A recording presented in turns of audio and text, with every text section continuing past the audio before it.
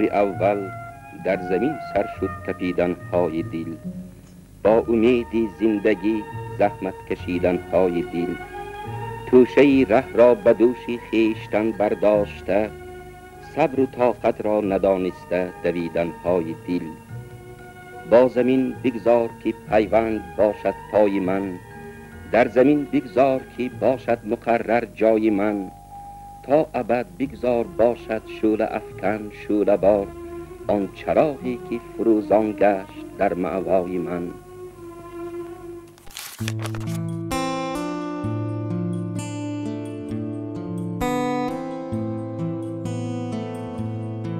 افتخار و شرفمندی است که ملت تاجیک از گذشته قدیم دارای فرزندان بود که در رشد و نموی فرهنگ جهانی سهمی شایسته گذاشته، نام خویش را در لوحه تاریخ ابداً ثبت نمودند.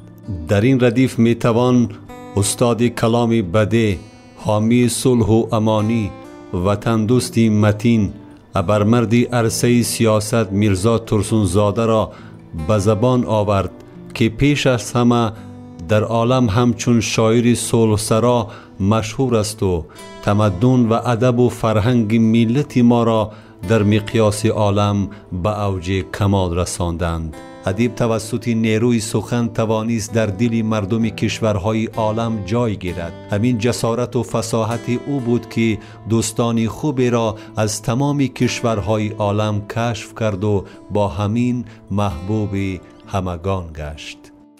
خلق عالم دوست با ما گشته است، وحدت خلق جهان را گم مکن.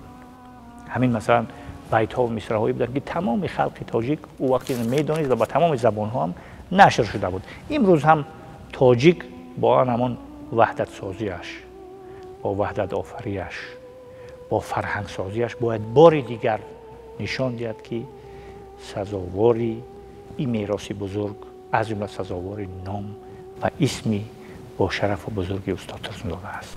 یک گفته مؤمن قناعت دائم در خاطرم هست.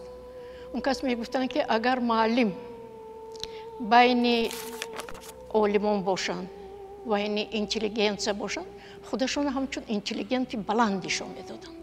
ولی وقتی که هم تو دیارشون برفتن، قشلاقشون برفتن، اون کس از همون مردم دیارشون هیچ فرق ندارن.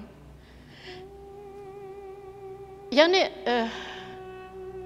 آدم، یعنی شخصا در سیمای پدرم من اینو میبینم، بسیار آدمی عادی، آدمی دلکشود، آدمی که مردم دوست می‌داشتن. استاد میرزا ترسونزاده مردمگرا بودن، انسان خلقی. او غروری ساخته و اون کس نداشتن. خودشان بزرگیشان احساس نمی‌کردن که در پهلوی یک تاجیک بسیار عادی و ساده و خاکسار بودن، شاعری بزرگ هستند و منادی این ملت در سراسر جهان هستند. نه تنها ملت تاجیک بلکه اتحاد شوروی. بزرگی و خاکساری اون کس به هم آمیخته بود، پهلوی هم بودن، در یک جا بودن. از یک روی سکه خاکساری و تاجیکیشان معلوم شد، روی دیگرش جهانی و بزرگیشان بود، یک شخصیت پیغمبر سیما. و خودشان همین احساس نمی‌کردند. اینا مردم باید کشف می‌کردند. این انسانی است که ما را به اخلاق دعوت می‌کند. همه وقت در همه محفل تا جایی که ترسونزاده هست، وحدت ما، دوستی ما به خدا است. میرزا ترسونزاده برای من همیشه یک نماینده برجسته مدنیت و ادبیات قدیم تاجیک بود و هست. ترسونزاده یک شخصیت بی‌مثل و بی‌نظیر است، به خاطر شاعری بزرگ که راهی ما را در ادبیات با نور الهام و اعجاز سخن منور کرده است. سری تعظیم فرود میارم. چینگیز آیتماتوف، نویسنده خلقی قرقیزستان. Наш дорогой друг Мирзо Турсунзаде, герой социалистического труда и лауреат Ленинской премии, является еще выдающимся деятелем, борцом за мир. Я вспоминаю, как с первых дней этой великой борьбы он встал в ряды этих мировых борцов и оправдал свое высокое назначение. Дело в том, что этому способствовало еще одно обстоятельство, очень важное. Потому что его большой, даже выдающийся поэтический талант, он как раз имел своей главной темой борьбу за мир. شخصیت بسیار بزرگی بودن که جهان می شناخت. هم در ادبیات، هم در سیاست و هم در بسیار کارهای دولتی مهارت بزرگ داشتند. دوستی بسیار نزدیک داشتند با رسول غمزاتوف. دوستی بسیار نزدیک داشتند و در کمیته مکافات‌های دولتی با چنگیز ایتماتوف همراه کار کرده بودند. سخنهای بسیار بزرگ از این در حق ترسونزاده اینها گفتند. میرزا ترسونزاده مقلد نی، بلکه دوام دهنده نظم 1000 ساله خلق خود می باشد. او این کار دشوار را با سرفرازی ادا می کند. رسول غمزاتوف، شاعر خلقی داغستان. میرزا ترسونزاده 2 می سال 1911 در گذر چرمگران دهه قرطاق ناحیه حصار حاضره شهری نو در عائله ترسون مراد هنرمند و فرهنگ دوست به دنیا آمده است. دوران طفلی میرزا در دامانی پر از محبت و نوازش های گرمی مادر بود، ولی دیر دوام نکرد.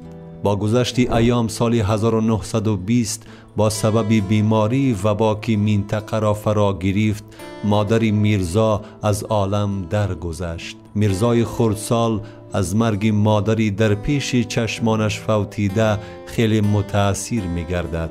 این حوادث استاد ترسون را نیز خیلی نگران کرد، زیرا هم خانه‌اش بی سرابان ماند و هم تربیه فرزند خردسال 9 ساله به عهده او افتاد.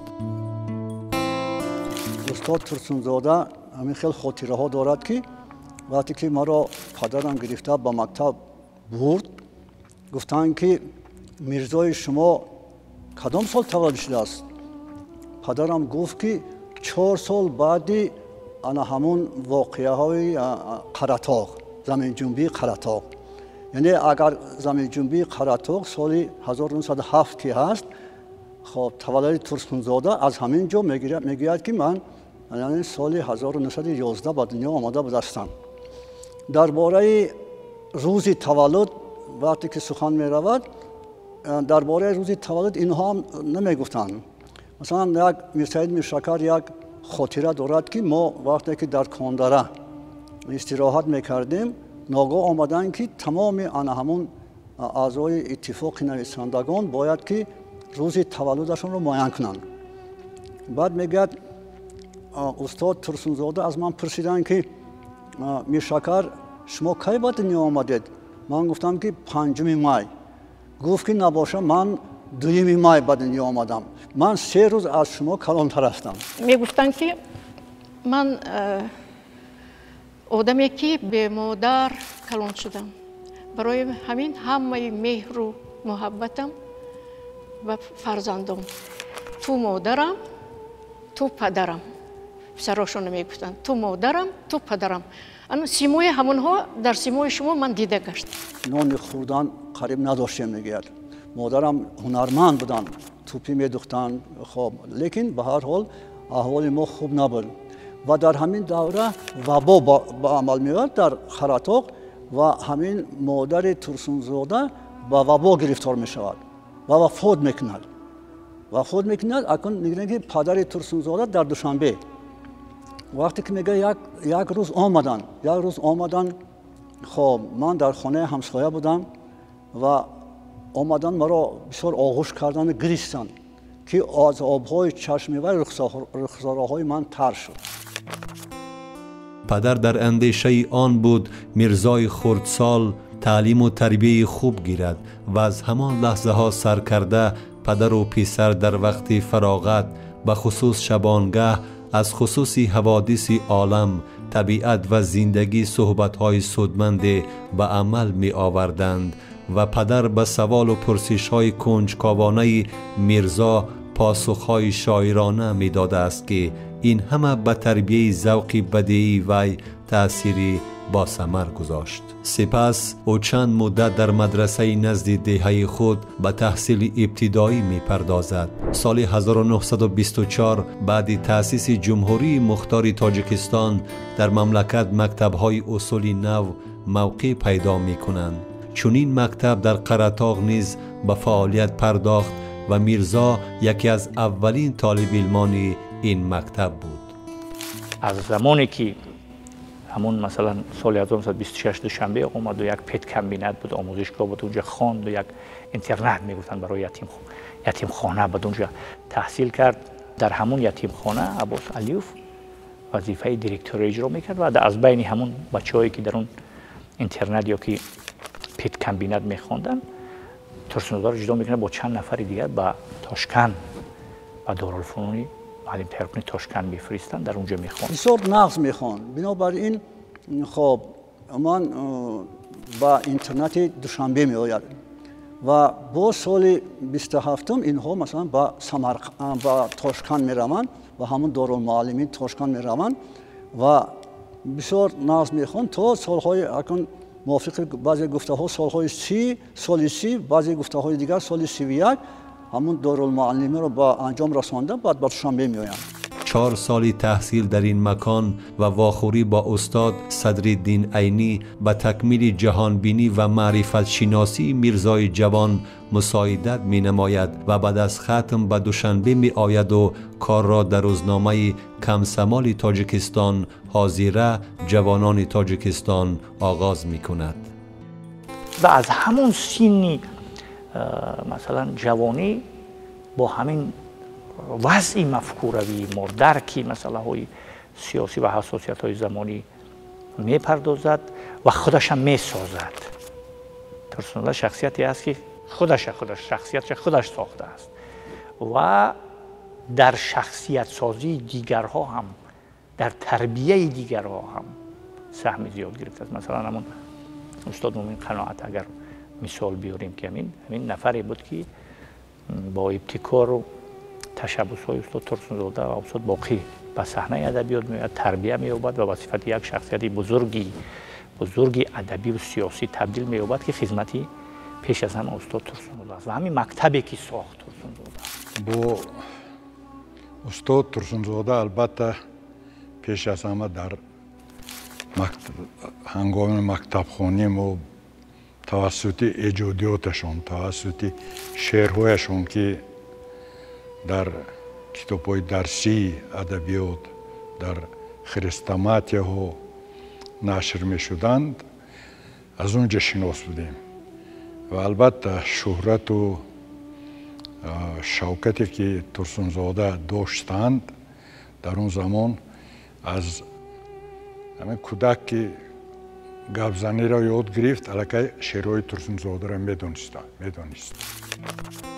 در تربیه ذوق بدیعی استاد ترسنزاده پدر هنرمندش سهم داشته است. ترسنزاده به یاد می آورد پدرم سواد نداشت ولی شعر بسیاری را از یاد می دانست و هرگاه برای من می خواند. از همان وقتها در دلم نسبت به شعر محبت پیدا شد. سال 1933 میرزا ترسنزاده از پدر نیز محروم می گردد. این مرگ برای او خیلی ناگهانی و گران افتاد ولی دانش و معرفت، اندیشه سالم و تلاش های زیاد او را به سوی موفقیت ها برد.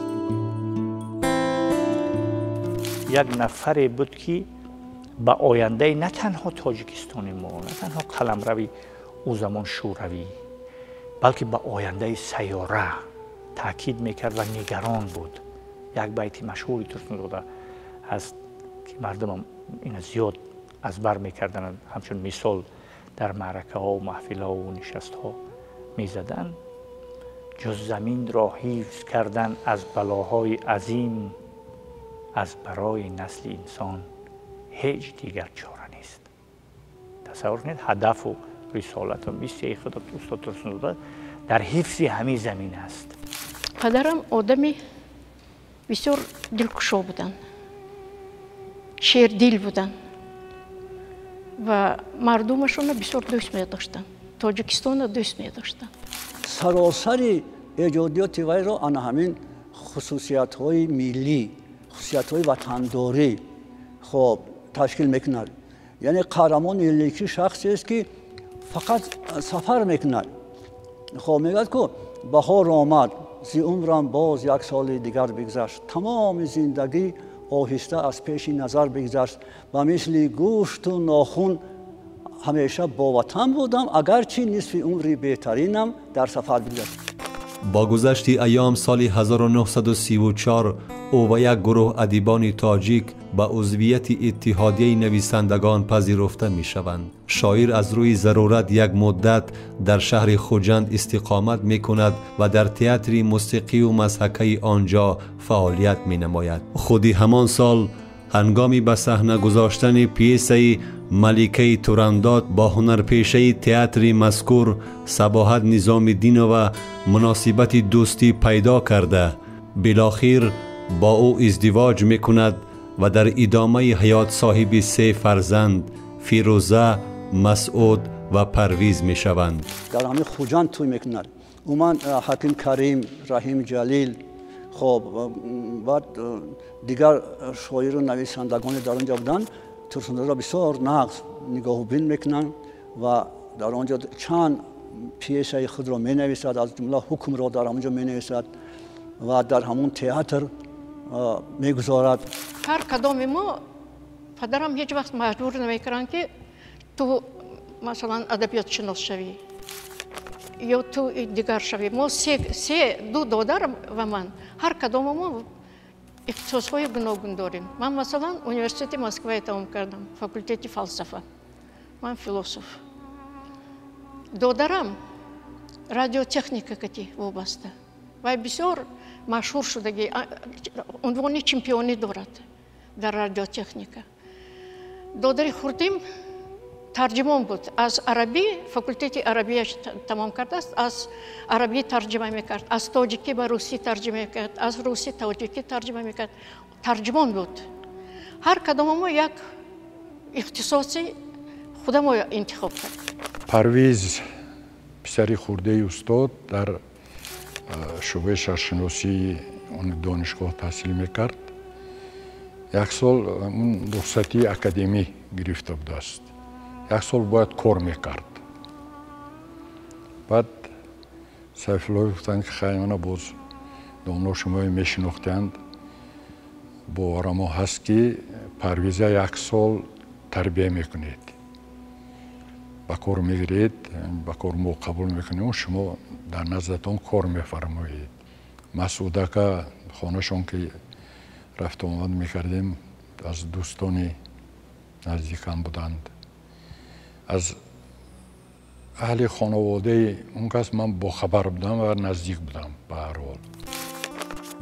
میرزا ترسونزاده سال 1936 دوباره به دوشنبه می آید و تا سال 1946 در وظیفه های گوناگون ادبی و روزنامه‌نگاری فعالیت می کند. سال 1946 رئیس اتفاق نویسندگان تاجیکستان انتخاب گردیده تا آخر عمر این وظیفه را پیش می برد. از سال 1946 سرکرده میرزا ترسونزاده همیشه نماینده خلق در پارلمان شوروی بود و در پهلوی کارهای ایجادی او با تمام هستی فعالیت جمعیتی خیش را هم ادامه میداد.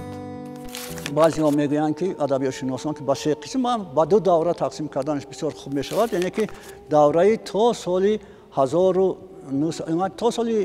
1947 این یک دوره هست که مثلا اول آموزش است، دوره آموزش است، بعد آهسته آهسته خب مهارت بلند پیدا میکند. مخصوصا در دوره جنگ بزرگ وطنی داستان‌های پسر وطن برای وطن و شعرهای بسیاری می‌نویسد. شاعری که فراتر از شاعر، فراتر از یک شخصیت ادبی، یک شخصیت اجتماعی و یک شخصیت ملی بالاتر اندیشه میکند. شادم اما میخورم غم‌های خلق دیگری، در نظر می آورم تا راج گشته کشوری.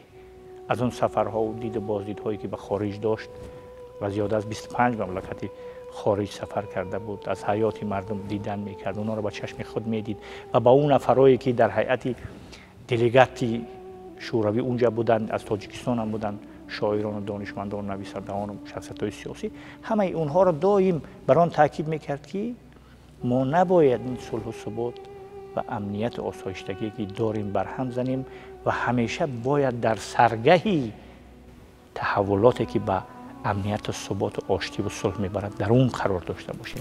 به اون کس پیشنهاد کردن که کارهای دیگر به مسکو روند، یگان تشبیه راضی نشدن. برای چی؟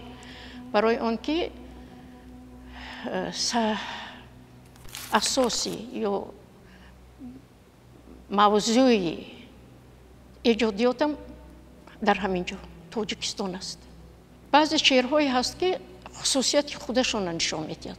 من همون شعر میخونم و در حال سیمای پدرم خاطرم بیاد. مثلا شاعرا از سوختن داری خبر، پس مکن از آتشی سوزان حذر.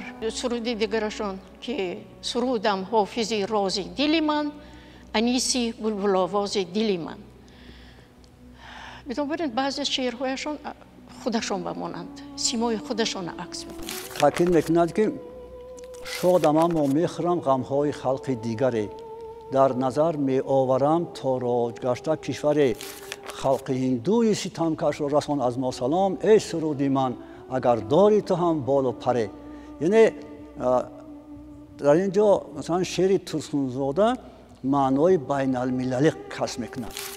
فعالیت ایجادی میرزا ترسونزاده از سال 1930 سر می شود. اولین مجموعه شعرهای او سال 1932 با نام بیرق ظفر از چاپ می براید. سپس شعر و داستانهای به ایجادکارم، منظره های خوجند، آفتاب مملکت، خزان و بهار، سرودی جوانی، مملکت طلایی، آهنربا، خلق دلیر، چمنستان، وادی حصار، ما از خاروق آمدیم و غیر دسترس خوانندگان می گردند. در سالهای جنگ دوم جهان ترسونزاده داستانهای پیسری وطن و برای وطن را همراه عبدالسلام دهاتی ایجاد می کنند. اون بعضا در صحبت‌هایی که با اهل ایجاد داشت یا که در مثلا انجمن‌های اتفاق نویسندگان صحبت میکرد، همین مسئله رو همیشه گوشزد میکرد، مثلا به ادیبان جوان که هیچگاه شعر یا که داستان یا که مثنوی یا که آنچه که پوبلیسیستیکی که مینویسید اون نادیده ننویسید، حتما مشاهده کنید، مشاهده کار باشید، با مردم یک جا باشید، در درون مردم باشید. موضوع برای اون کس بسیار چیزی اساسی بود و عادتا وقتی که لازم شد اون کس بیرون از شهر میرفتن. هیچ کس خلال نرساند، هیچ کس اون کس رو از سر میز کاری جدا نکند، نخیزاند. برای همین اون بیرون شهر میرفتند. عادتا به طرف ورزوب میرفتند، بالاتر میرفتند، خوجا بیگر میرفتند. ایجادی ترسونزاده خیلی ساده است، خیلی روان است. لیکن این معنای اون را ندارد که این ترسونزاده مثلا هنر شاعری سست داشته باشد. نه، این خیلی نیست. بلکه در ادبیات شناسی سهل ممتنع یک اصولی نوشتن شعر است، سهل ممتنع نام دارد. با این اصول مثلا سعدی شیرازی، با این اصول مثلا دیگر شاعران، مثلا خود استاد رودکی را بینید چقدر ساده، چقدر روان می نویسند و ترسونزاده هم همین خیلی می نویسد. بسیار وقت روزهای شنبه یک شنبه برآمده به قشلاقشون می رفتن، با مردم و می خوردن، باید برگ می گذراندن. اما که باقی هم همراه بودن دائما اینجا، باید برگ می گذراندن. مردمی بسیار جمع می شد. در تگی یک درخت توتی کلان بود، انا همونجا همون نشسته و باید برگ می گذراندن. مشاعره تاجیکی که این خیلی انکشاف داشت همین طور است. یک بیت را شاعر میگوید و از حرف آخری سطر دوم بیت باید کسی دیگر شروع کند. والو شیدای تو این دلی حیرانی من، این دلی حیرانی من، والو شیدای تو. وقتی خوش میدمد نسیم بهار مجدارد زیانگی گلزار. من ترک عشق و باده و ساغر نمی کنم، 100 بار توبه کردم و دیگر اما ما نم همینطور یاد شما با هم رو میبینیم که ما را به مستی افسانه کردند پیران جاهل شیخ گمراه شیخان گمراه آفرین راست یافتید درست هر آن کس که شاهنامه خوانی کند اگر زن بود پهلوانی کند دل را به دل رهی در این گنبدی سپید از روی کینه کینه و از روی مهر مهر من ممکنه بیست جا هم یک از عقبه فرومدم و نالیش کردم سنگای در خونت بالیش کردم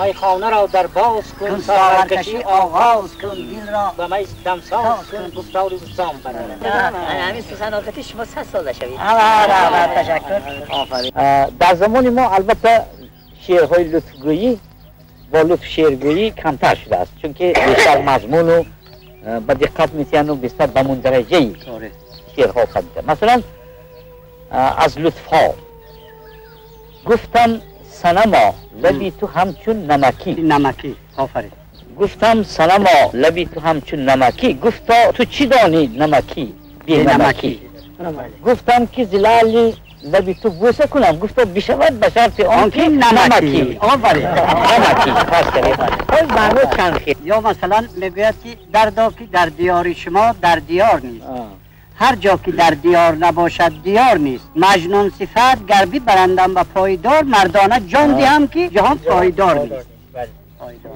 گفت اگر بر آستانم آب خواهی زد ز اشک هم به میزان دل و بان خاکی در گفتم بچه ادیب نفری هست که وای انسان جمعیتی است با جمعیت باید باشد از درون جمعیت خبر داشته باشد افکار عمومی را فهمیده درک کرده تواند هضم کرده تواند آنچه مثلا روندهای اجتماعی که میگذارن از اونها با خبر باشد تنها در اون صورت شعرش داستانش مثنویش نوشته است تأثیر داشته میتواند و به درد خورد بوده میتواند برای خودشناسی ملی برای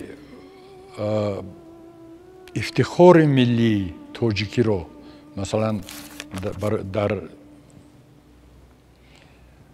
فطرت و وجود مردم ما تربیه کردن ایجادیات استاد ترسونزاده شعرهای استاد ترسونزاده نقش بسیار روشن بازی فرق ندارد مثلا در سالهای 30 نوشته بودند که مملکت طلایی به خاطرتان باشد یک شعر رنگ و بویش همت هر مشک را بشکسته است خلق دلشادش به او مهر و محبت بسته است زین سبب هم خدمتش را از دل و جان می کند میدونید بسیار عادی بسیار ساده لیکن در منظری در فونی منظری شعر سالهای 30 اینقدر خود را با وطن با همین جمهوری ما با سرزمین ما پیوستن و اینقدر یک دانستن کم است در شعر ما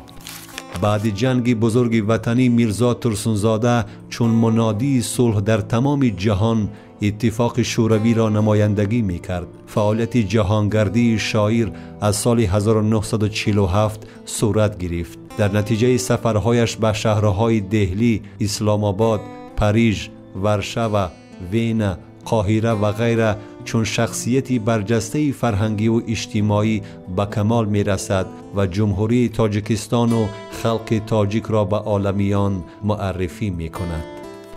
ما عادت کردیم به اون عادت کردیم که پدر ما دویم خانه نیستن.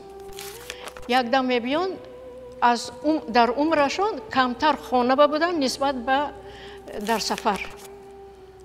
لیکن ما میفهمیدیم که این سفرهایشان برای چی؟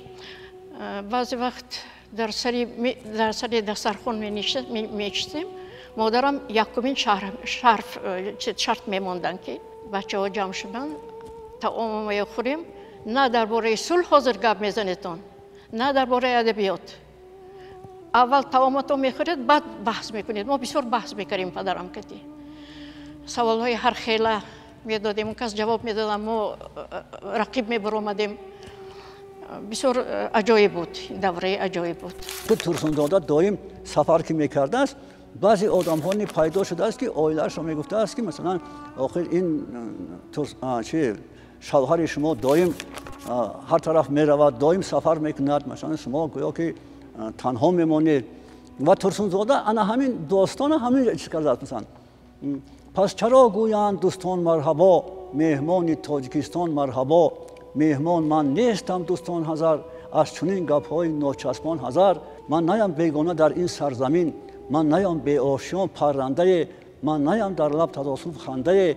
در همین جا هست تولدگاه من، در همین جا شد روشن راه من، در همین جا من به دنیا آمدم، در همین جا چشم بینا آمدم، در همین جا یافتم اوج کمال، در همین جا زندگی بی‌زوال. میگوید استاد ترسونزاده تاجیکستان عزیز را به نظر داشته. وقتی که پدرم و برای کار به مسکو دعوت کردن، اون کس گفتن که الهام من این مردم تاجیکستان، این زمین تاجیکستان.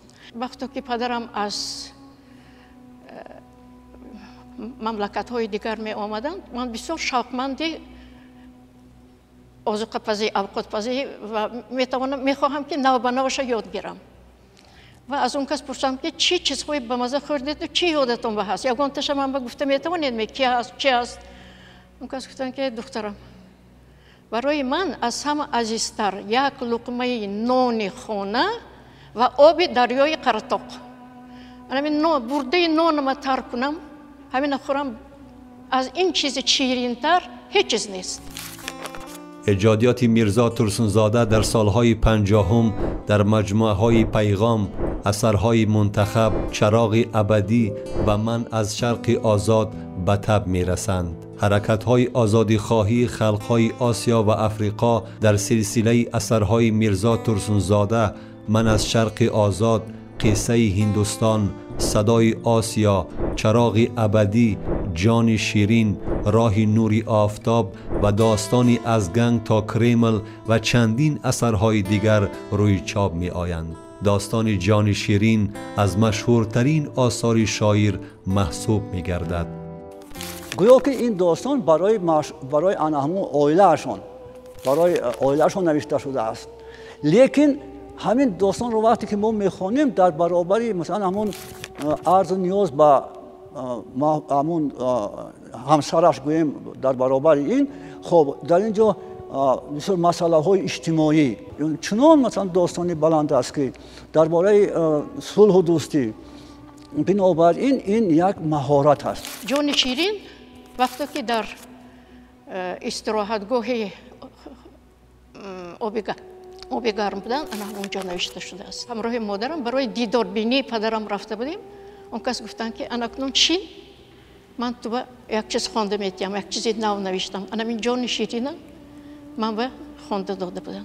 برای همین حاضر دهان مردم به جان شیرین این یک کلمه عادتی شده است. هر کس یک دیگرش به مراجعت کنه جان شیرین میگوید. جان شیرین از جایت خیز، جان شیرین اینجا بیا، جان شیرین این کارا کن. این حاضر چیزی عادتی شده است برای آدمان. هر کس که مراجعت کنند و میتوانند مهربانه مراجعت کنند جان شیرین میگویند. هر یک داستانی وای مثلا یک مسئله بسیار مهم را در بر میگیرد. مثلا انا همین اثر حسن ارابکش یک داستان نوآورانه است در ادبیات مثلا تاجیک، در شعر تاجیک یک نوآورانه است. مثلا در اینجا مقدمه نیست مانند اثرهای پیشتر، مقدمه نیست، سر میکند به واسطه از مندرجه.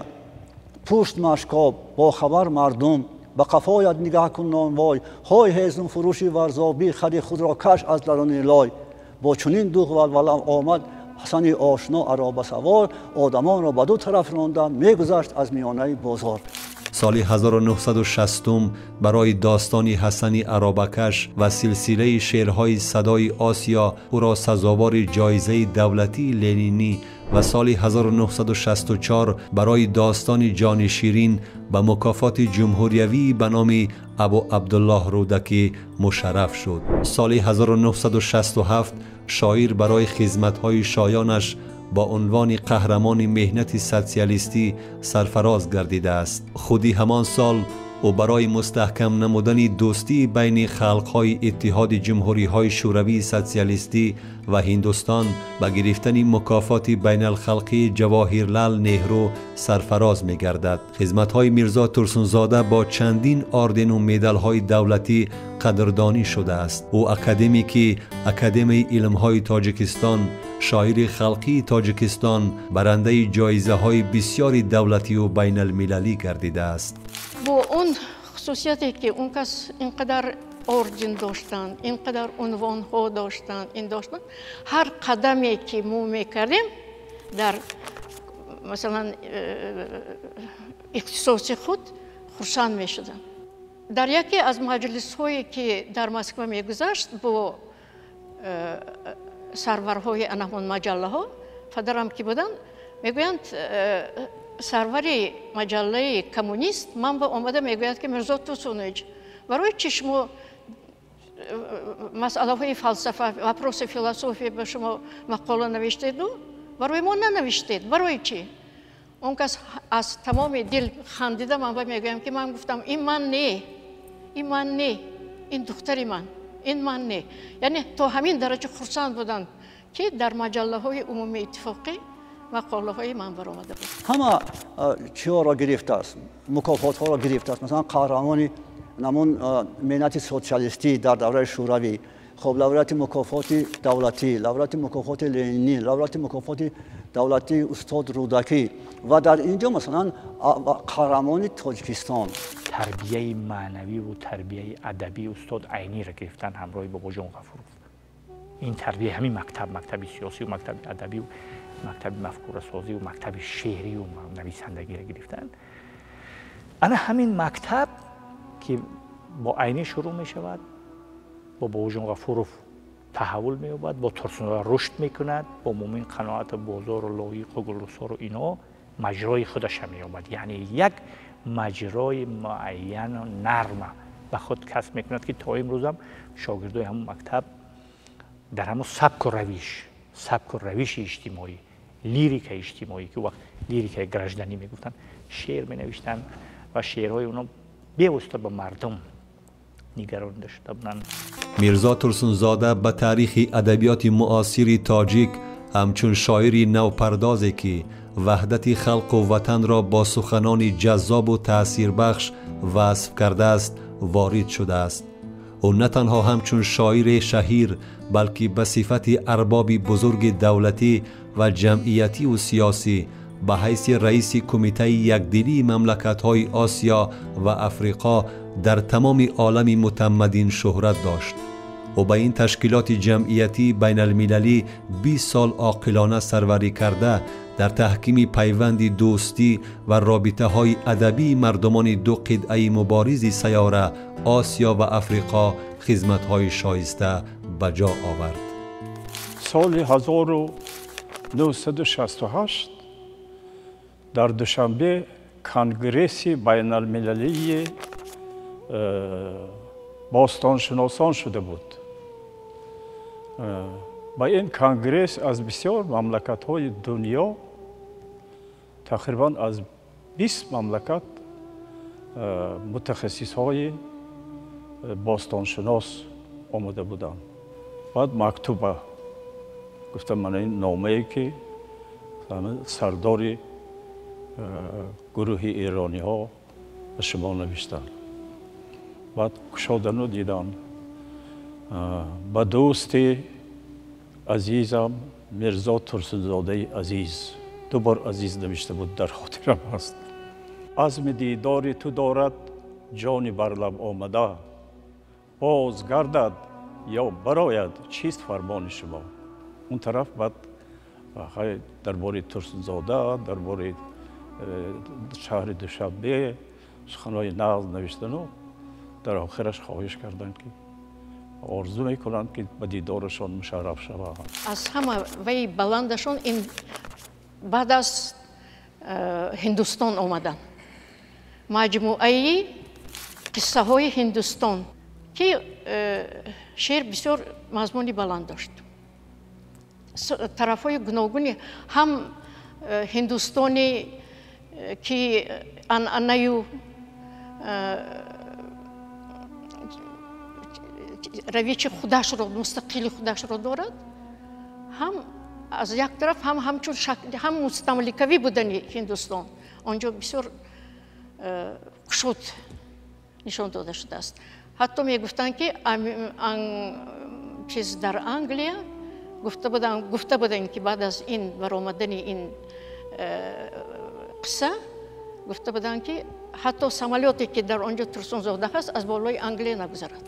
1947 وقتی که وای به هندوستان می رود و بعد از آنجا آمده مثلا سلسله شعرهای قصه هندوستان را می نویسد، خب در اینجا اعتبار ترسون زاده نه فقط در تاجیکستان بلکه در تمام اتفاق شوروی زیاد می شود. در آنجا یک ماه می ایستند.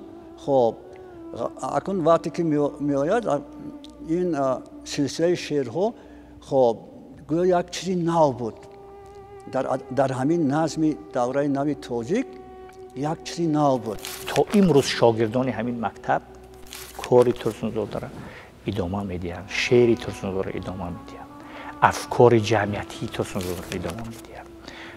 مثلا ترغیب صلح و دوستی که ترسون زاده میکرد و به صفت سرمنادی صلح و دوستی در جهان شناخته میشد، همون کار را ادامه میدهند. البته وضعیت دیگر شده است، شرایط دیگر شده است، ما به زمان صاحب استقلالی رسیدیم، لیکن سیمای سیاسی و سیمای ادبی و سیمای فرهنگی و سیمای مدنی و سیمای اجتماعی ترسون زاده هنوز از خاطره تاریخی ملت زاده نشد، بلکه همیشه این ملت، مردم ما به همین شخصیت، به همین چهره نیاز داشتند و دارند. اولهای تیر ماه سال 1977 استاد زنده‌یاد بیستری گردیده 24 سپتامبر همان سال از عالم درگذشت. به پاس خاطر این شاعری وطن سرا در جمهوری تاجیکستان شهر یک چند کوچه ها و دانشکده دولتی فرهنگ و صنعت تاجیکستان به نام ترسون زاده نامگذاری شد.